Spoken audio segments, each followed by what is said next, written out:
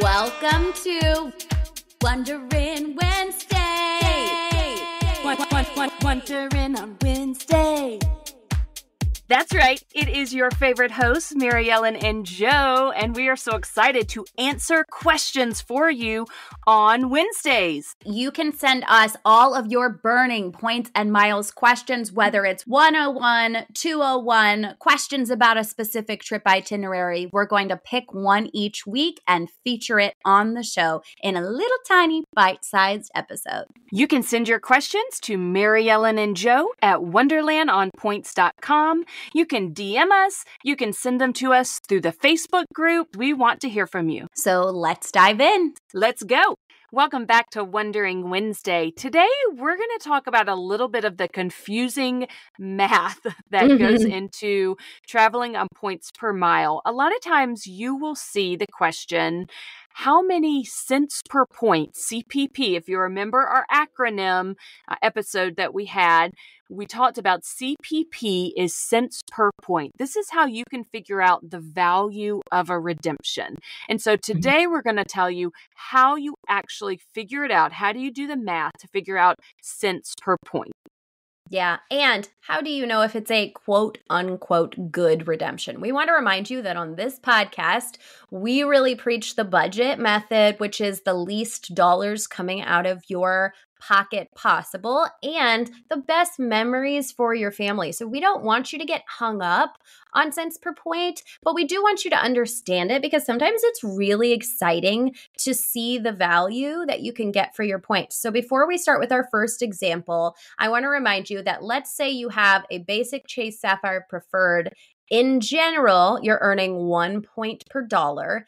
And if you redeem those points in the Chase portal, which is what they say that you're going to be doing when they ascribe value to the points, you get 1.25 cents per point with the Chase Sapphire Preferred. It's a little bit higher with the Reserve, but we don't usually recommend that card anyway, so we're just going to stick with this for the sake of simplicity. So 1.25 cents is kind of your baseline where you can know you're always going to get that value in the portal.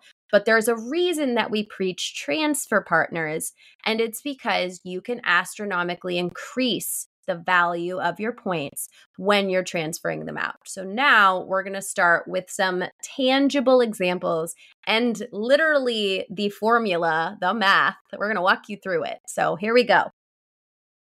So this is the way I do the math. I look at whatever I'm trying to book. We're going to say for now a hotel.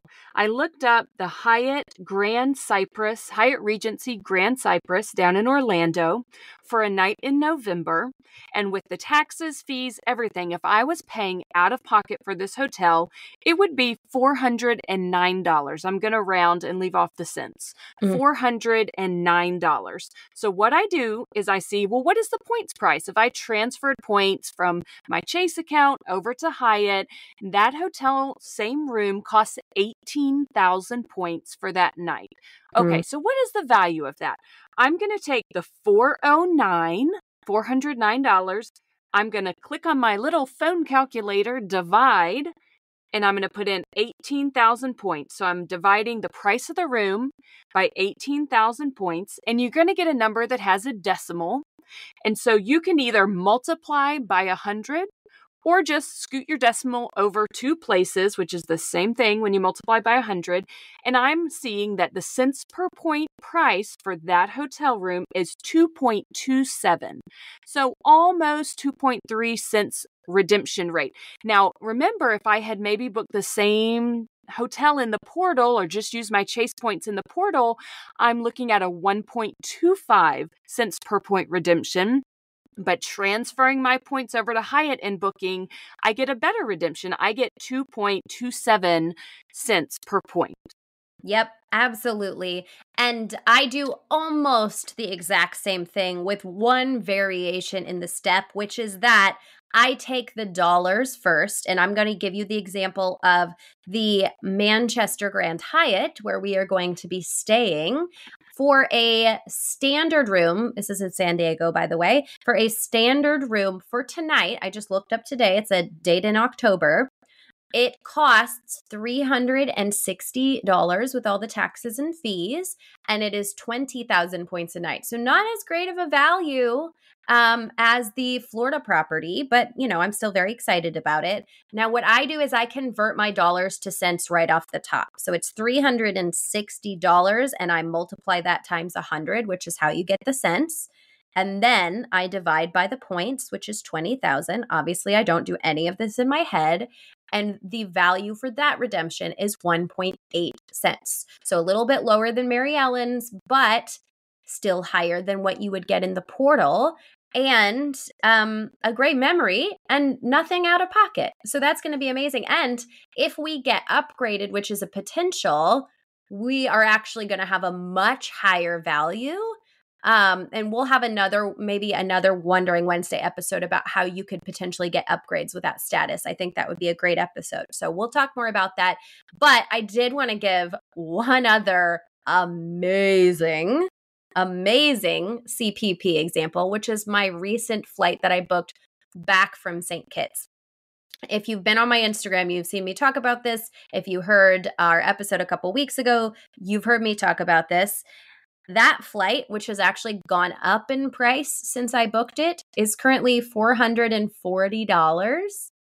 I booked that for 7,500 points. So I multiplied 440 times 100, and then I divided that by the 7,500 points.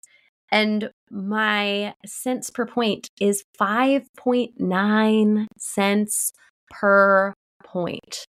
If I had left those points in with the bank and booked something through a portal using them, it would have been astronomically less value.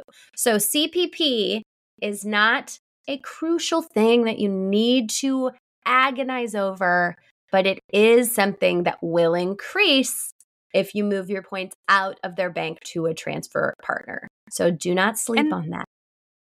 And there are always outliers. There are occasionally times, so it's good to still check a portal. There are occasionally times where, for whatever reason, the portals have a really great price. Maybe they have some kind of dealer partnership going that have lowered the price. So it's not to say that you will never book through the portal, but we're really just trying to teach you how to calculate the cents per point so that you can put everything on an equal playing field and compare prices. The other thing we want to mention is that a lot of times, the highest cents per point deals that you're going to find are on flights. Flights typically have more flexibility and price changes that just make them there's bigger opportunities to get those really high cent per point redemptions. When I went to Switzerland, one of our business class flights was like 11 cents per point redemption, which was just insane. And those redemptions are out there. They're not necessarily going to be what you're looking for if you're just going to a weekend in Chicago. Okay, there are standards for point redemptions. A lot of people have values that they assign to the different point currencies. A lot of people say Hyatt points are worth roughly 2 cents per point, give or take a little bit, 2 cents per point. And so if you start looking up resources, you may see a ballpark for the cents per point that you should be looking for. But again, don't let that dampen your joy too much. If you find a deal that works for you, a time that your family can go somewhere, don't get hung up on if you didn't get the greatest redemption in terms of cents per point. Exactly. Okay, guys, this is what we were wondering about today. Let us know what you've been wondering about so we can make sure to answer your questions on an upcoming episode. And we will see you here next time. Bye, guys. If you enjoyed this show today, please consider writing us a review or clicking 5 stars wherever you listen to your podcasts. And please subscribe and follow along so that you never miss an episode.